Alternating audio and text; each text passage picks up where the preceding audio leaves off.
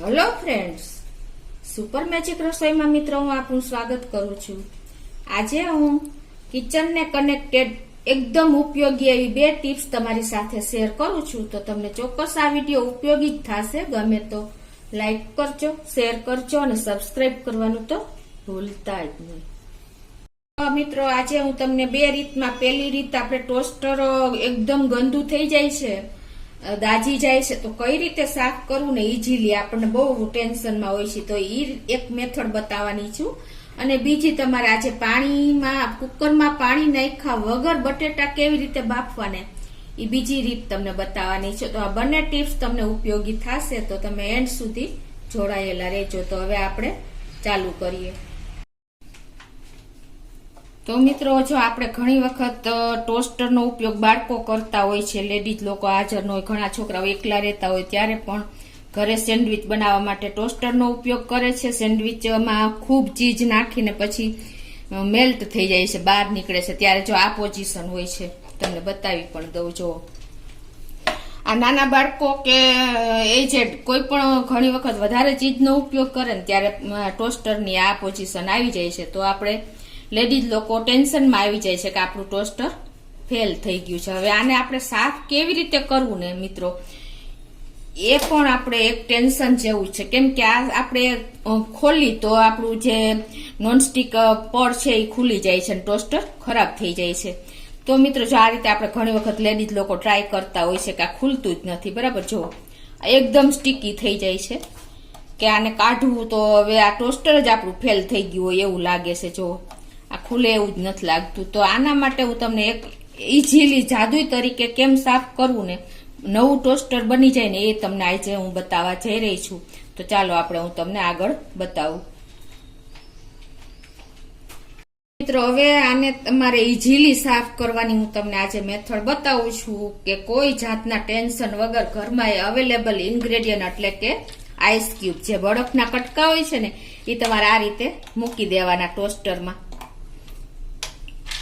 આપણે પાણી નાખીને મિત્રો તો શોર્ટ આવે, પણ આઈસ ક્યુબ એટલું બધું પાણી હોતું નથી, એટલે આ રીતે તમારે ટોસ્ટર મોટું હોય તો એ પ્રમાણે ટૂંકમાં આવી રીતે મૂકી દેવાના છે।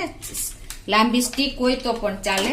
અને હવે આપણે આને બંધ કરીને ટોસ્ટર ઓન કરી દેવાનું છે।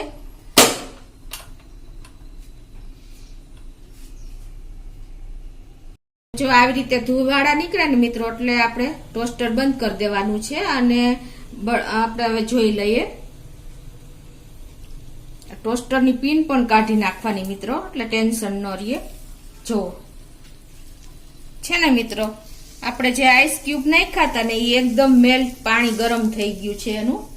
અને હવે તમારે શું કરવાનું છે આને, કે જો એકદમ બળબડિયા બોલે છે, એટલે તમારે આવી રીતે સ્પોન્જ લેવાનું છે અને તમારે આ રીતે આમ સાફ કરતું જવાનું છે। જો મિત્રો, એકદમ તમારું ટોસ્ટર નવા જેવું જ થઈ જશે। જો બધું ખુલી ગયું, તમને ખ્યાલ આવે છે? જો ગમે એવું ચીજ હશે, સોસ હશે, એ બધું ક્લીન થઈ જશે। જો છે ને,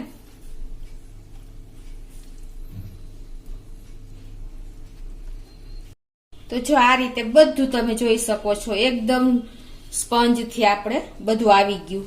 પાણી, આઈસ ક્યુબ ગરમ થયા એટલે આપણે પાણી ન નાખી શકી, પણ આઈસ ક્યુબ થી એકદમ પાણી મેલ્ટ થઈને ગરમ થઈ જાય છે। જો મિત્રો, એકદમ આપણે આ બધું ક્લીન હવે કરી લેશું। તો આ રીતે તમારે ઈઝીલી જો સ્પંજ થી સાફ થઈ જાય છે। અને હવે તમારે આ રીતે પેપર નેપકિન થી પણ તમારે એકદમ ક્લીન કરી લેવાનું। થઈ ગયું મિત્રો, એકદમ ક્લીન। ઓલું આપણે ટોસ્ટર ખરાબ થઈ જાય તો લેડીઝ ને બહુ ટેન્શન આવે છે।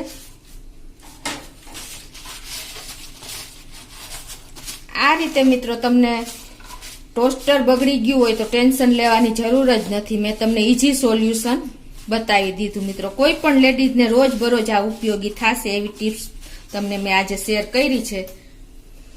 જુઓ મિત્રો, એકદમ નવા જેવું આપણું તૈયાર થઈ ગયું છે। હું તમને કિચન કનેક્ટેડ બીજી ટિપ્સમાં બટેટા આપણે કેવી રીતે પાણી વગર બાફવા ને કુકરમાં એની રીત બતાવવા જઈ રહી છું. તો અત્યારે મેં જો આ 500 ગ્રામ બટેટા લીધા છે, એને આપણે આ મોટા બટેટા છે ને તો આ રીતે વચ્ચે ચેકો મૂકી દેવાનો, એટલે ઈઝીલી તમારે બટેટામાં ટાઈમ ન લાગે.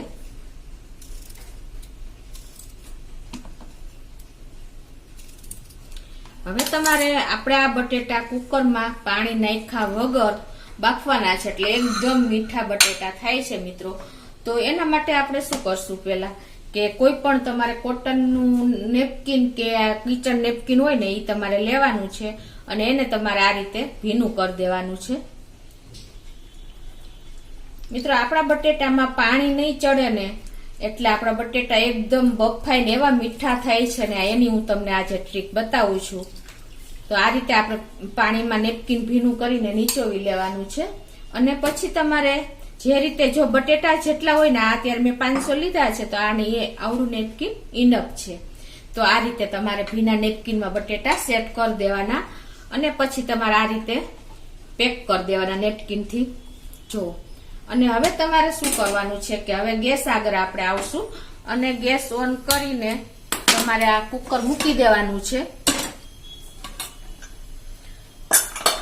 અને એમાં આપણે જેમ નેપકિનમાં બટેટા પેક કર્યા છે ને એ આ રીતે મૂકી દેશું અને પછી આપણે કુકરનું ઢાંકણ બંધ કરી દેશું અને ગેસની ફ્લેમ મિત્રો આપણે એકદમ સ્લો ટુ મીડિયમ રાખશું. અને આપણે આ બટેટા બાફવા મૂકી દીધા છે, આગળ હું તમને બતાવું. તો જો આપણે સ્લો ટુ મીડિયમ ફ્લેમ ઉપર રાખ્યું હતું કુકર અને 15 મિનિટ જેવું થયું છે અને 3 વિસલ થઈ ગઈ છે અને પ્રેશર પણ રિલીઝ થઈ ગયું છે. તો આપણે ખોલીને જોઈ લઈએ. જો મિત્રો હજી સ્ટીમ નીકળે જ છે, બરાબર. હવે એને આપણે આમાં લઈ લેશું પ્લેટમાં.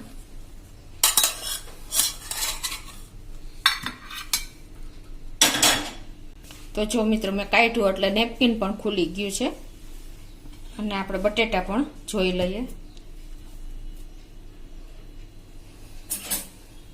તો તમને ખ્યાલ આવી જતો હશે, હું તમને થી પણ ચેક કરીને બતાવું આપણે બટેટા બફાણા છે કે નહીં. જો ઈઝીલી ચપ્પા ખૂંચી જાય છે, જો છે ને મિત્રો. છાલ પણ ઉતારીને બતાવી દઉં. જો મિત્રો સ્ટીમ પણ નીકળે છે અને છાલ પણ ઈઝીલી ઉતરી જાય છે. જો મિત્રો છે ને, તમારે પાણીનો ઉપયોગ કર્યા વગર ઈઝીલી તમે નેપકિન ભીનું કરીને પણ આ રીતે એકદમ મીઠા બટેટા બાફીને એનો ઉપયોગ કરી શકો છો. જો મિત્રો ખ્યાલ આવી ગયો હશે તમને, છે ને. ઈઝીલી તમારે આ રીતે તમે બટેટાને પાણી વગર કુકરમાં બાફી શકો છો મિત્રો. આ રીતે ગરમ હોય તો તમે ફોકથી પણ આ રીતે બટેટું પકડીને તમે છાલ ઉતારી શકો છો.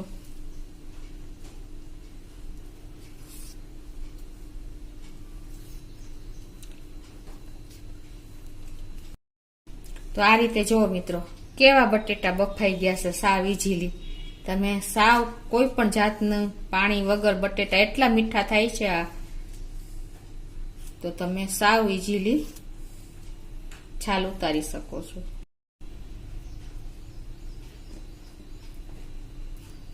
તો મિત્રો જો આ રીતે મેં બધા બટેટા છાલ ઉતારી લીધી છે. ઈઝીલી આપણા બટેટા પણ બફાઈ ગયા છે. તો મેં તમને આજે કિચન ને કનેક્ટેડ લેડીઝ લોકોને ખાસ રોજબરોજ ઉપયોગી થતી એવી 2 ટિપ્સ બતાવી. એક ટોસ્ટર ઈઝીલી સાફ કરવાની, એ પણ તમારો ખર્ચો બચી જશે મિત્રો. આપણે ટોસ્ટર ફેલ થઈ જાય છે, એટલું દાજી જાય છે, પછી આપણે ખોલી જ નથી શકતા, સાફ કરી જ નથી શકતા. અને એ જ રીતે આપણે આ બટેટા તમે એક વખત આવી રીતે બાફીને ઉપયોગ કરજો. કેવા મીઠા બટેટા થાય છે ને તમે મને કોમેન્ટ બોક્સમાં જણાવજો મિત્રો.